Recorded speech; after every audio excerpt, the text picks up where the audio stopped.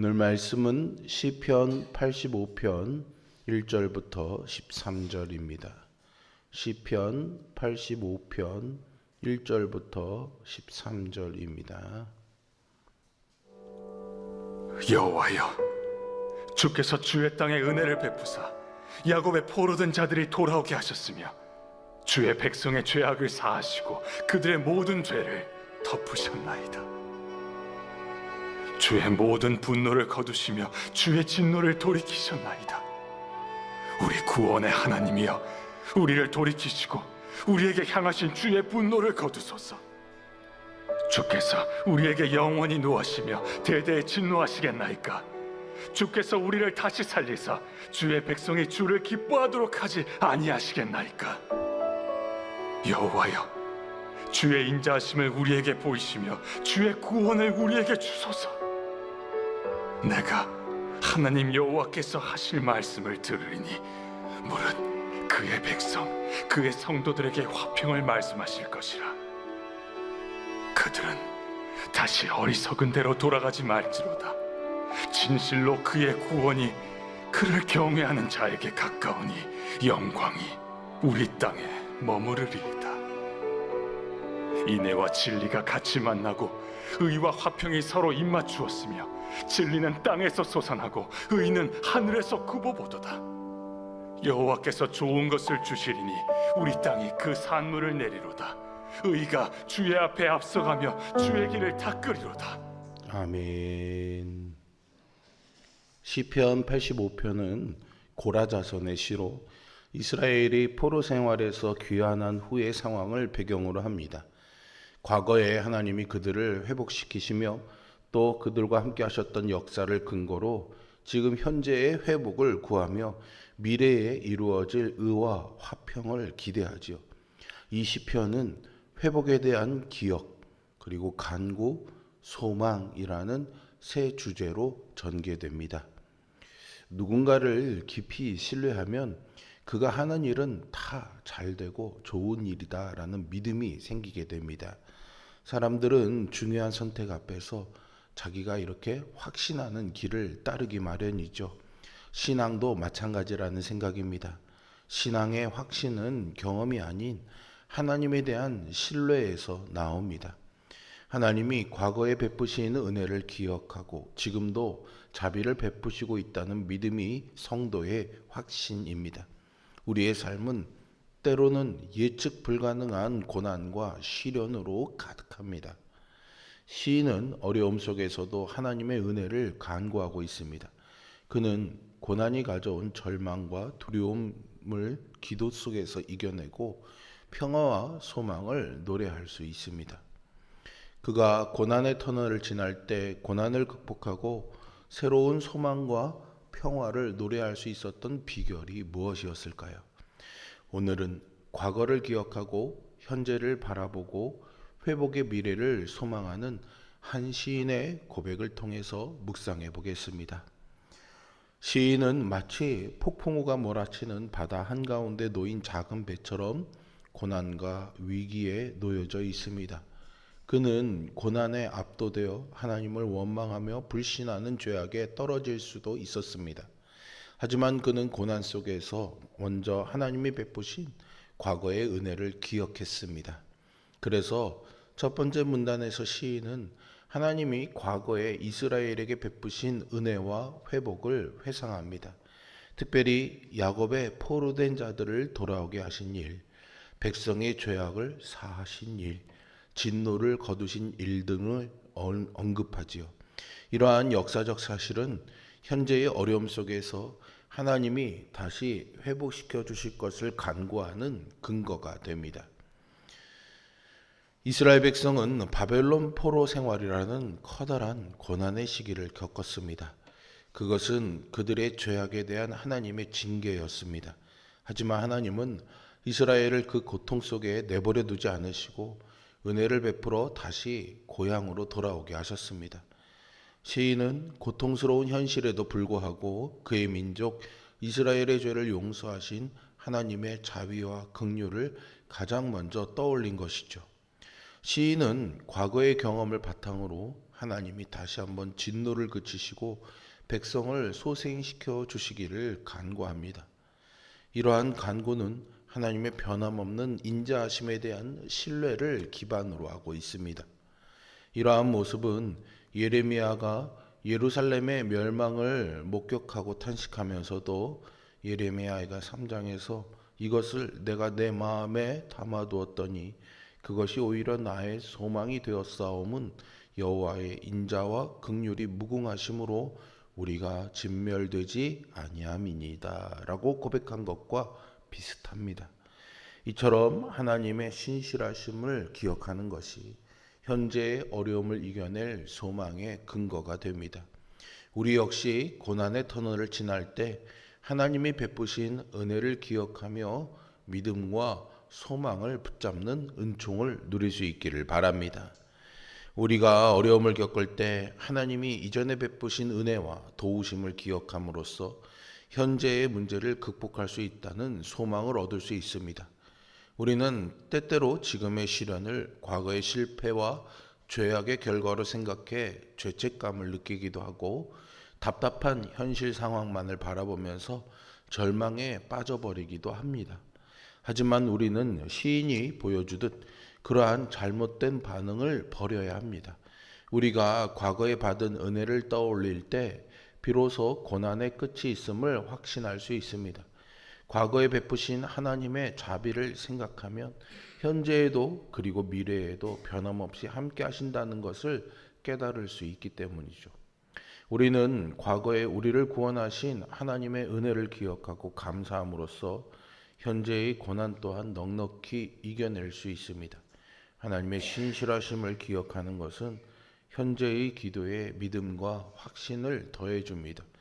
위기 속에서 과거를 기억하고 신실하신 주님께 문제를 맡기시기 바랍니다.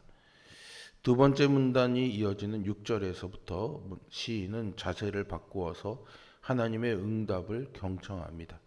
하나님이 평화를 말씀하시리라는 확신을 가지고 경외하는 자들에게 다가오는 구원을 선포합니다. 특히 주목할 부분은 하나님의 다양한 속성이 조화롭게 만나는 그림이죠. 인애와 진리, 의와 화평이 서로 만나고 입맞추는 아름다운 이미지는 하나님 나라의 본질을 보여줍니다. 이어서 진리가 땅에서 솟아나고 의가 하늘에서 굽어보는 장면은 하늘과 땅의 조화로운 관계, 그러니까 하나님과 인간의 조화로운 관계가 회복된 상태를 묘사합니다. 이러한 회복은 영적 차원뿐만이 아니라 물질적인 풍요로움으로도 이어집니다. 신약에서 예수님이 말씀하신 내가 온 것은 양으로 생명을 얻고 더 풍성히 얻게 하려는 것이다 라는 구절과도 연결되지요. 또한 바울이 설명한 하나님의 의와 인간의 화평에 관한 가르침을 예표합니다. 오늘 본문은 예수 그리스도를 통해서 실현된 하나님의 공의와 평화의 조화를 보여줍니다.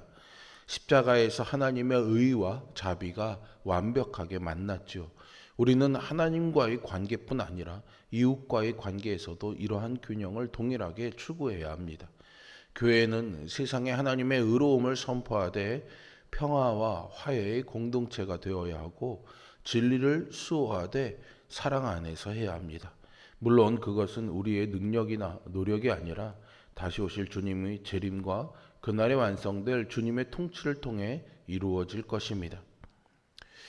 우리의 삶에 예기치 않게 오는 그런 고난의 위기는 혼란을 우리에게 주곤 합니다.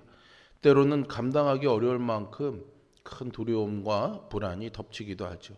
하지만 시인은 불안한 감정에 휩쓸리기보다 하나님의 음성에 귀 기울이기로 마음 먹습니다. 그는 하나님을 진심으로 경외하는 사람이었기에 그러한 결심을 할 수 있었습니다. 평온한 일상에서 하나님을 경외하며 말씀에 순종함으로써 그는 이미 하나님이 주시는 참된 평화를 경험했습니다.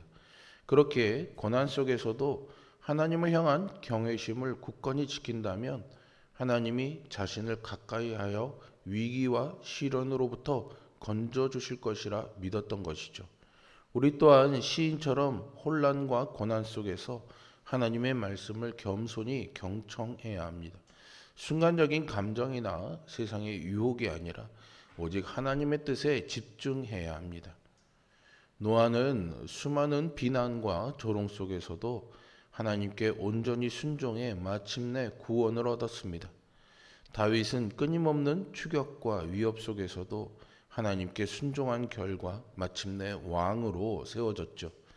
이들의 삶은 고난을 이겨낼 명확한 해답이 바로 하나님의 말씀을 믿고 따르는 것이라는 것을 분명히 보여주고 있습니다. 고난은 우리를 연단해 믿음을 더욱 굳건하게 하고 성숙한 그리스도인으로 성장시키는 과정이 될 수 있습니다. 우리가 고난 속에서도 하나님의 말씀을 굳게 붙잡고 순종할 때 하나님이 우리 안에 또 우리의 삶에서 놀라운 역사를 이루어 가실 것을 믿습니다. 우리의 삶에 언제든 예상치 못한 고난이 닥쳐올 수 있습니다. 그럴 때 과거에 우리를 구원하신 하나님의 은혜를 기억하고 그분을 경외하는 마음으로 순종한다면 반석 위에 세워진 집처럼 우리의 믿음이 흔들리지 않을 것입니다. 그뿐만 아니라 하나님은 우리를 빚어 당신의 백성만이 누릴 수 있는 새로운 평화와 소망으로 인도해 주실 것을 믿습니다. 확신은요, 단순히 마음의 다짐이 아니라 하나님을 아는 지식과 경험에서 비롯된 믿음의 고백입니다. 시인은 과거의 은혜를 기억하며 현재를 위해 간구하고 순종과 경외의 태도로 미래의 회복을 기대하고 있습니다. 우리 역시 변함없는 하나님의 성품을 믿고 담대하게 은혜를 구해야 하겠습니다. 그분의 말씀에 귀 기울이고 경외함으로 나아가며 응답할 때를 기대할 때 하나님의 회복은 반드시 우리의 삶에 임할 것을 소망하십시오. 참된 회복은 과거의 하나님의 은혜를 기억하는 것에서 시작해 겸손히 오늘의 회복을 간구하는 단계를 거쳐 최종적으로는 하나님의 뜻이 완벽한 조화를 이루는 미래를 소망함으로 완성됩니다. 우리도 위기 속에서 하나님의 구원을 기억하고 회복을 간구하며 하나님의 응답을 경청해야 하겠습니다. 그리고 하나님의 인애와 진리, 의와 화평이 완벽하게 조화를 이루는 하나님의 나라의 완성을 소망하며 살아가야 하겠습니다. 과거의 은혜를 기억하며 오늘의 회복을 구하며 미래의 소망을 가지고 오늘 하루도 주님과 동행하는 복된 삶이 되시기를 주님의 이름으로 축원드립니다. 기도의 제목 하나 나누겠습니다. 안동훈 장로님께서 몸이 계속 안 좋으셔서 어려우셨는데 어제 응급실에 들어가셔서 검진한 결과 쓸개가 염증으로 인해서 결국에는 이제 조금 파열이 되고 쓸개즙이 이제 복부에 많이 퍼져서 서울에 있는 병원 건국대학병원에 어제 응급실에 모시고 가서 입원을 하셨습니다. 4, 5일 동안 이것들이 이제 어떻게 약물로 치료되는지 경과를 보고 수술이나 이후에 이제 진료를 결정할 계획이라고 합니다. 우리 안동훈 장로님 잘 회복될 수 있도록 기도해 주시길 부탁드리고요. 윤숙자 권사님도 가정에 이제 요양보호사님과 남아 계시는데 위에서도 또 기도해 주시면 고맙겠습니다. 제가 잠시 기도하겠습니다. 살아계신 아버지 하나님, 오늘 주신 말씀을 통해 우리의 삶에 예기치 못한 고난과 어려움, 때로는 불안과 근심과 염려로 휩싸이는 그런 상황에 놓일지라도, 때로는 소망 없는 것 같은 불안한 그런 미래가 있을지라도 오늘 주신 말씀의 시인의 고백처럼 과거의 하나님의 은혜를 기억하며 오늘 우리의 삶에 역사하실 하나님을 신뢰하며 모든 것들을 완전히 회복하실 하나님이 하실 미래에 대한 소망을 가지고 오늘도 이 믿음의 자리에서 흔들리지 않고 간구하며 기도함으로 굳건하게 살아갈 수 있도록 우리를 도와주시옵소서. 무더위 속에서 지치지 않도록 모든 성도들을 붙잡아 주시고 특별히 연로하신 어르신들 더위 속에서 열사병이나 여러 어려움의 질병들로 고통당하지 아니하도록 하나님이 지키시고 함께하여 주시옵소서. 안동훈 장로님 하나님께서 그 육신을 붙잡아 주시고 의료진의 손길을 빌리지만 하나님께서 온전히 치유하시고 회복시켜 주셔서 빠른 시간 안에 일상으로 가정으로 돌아올 수 있도록 함께하여 주시옵소서.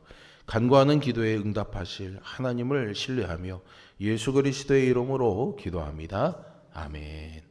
하늘에 계신 우리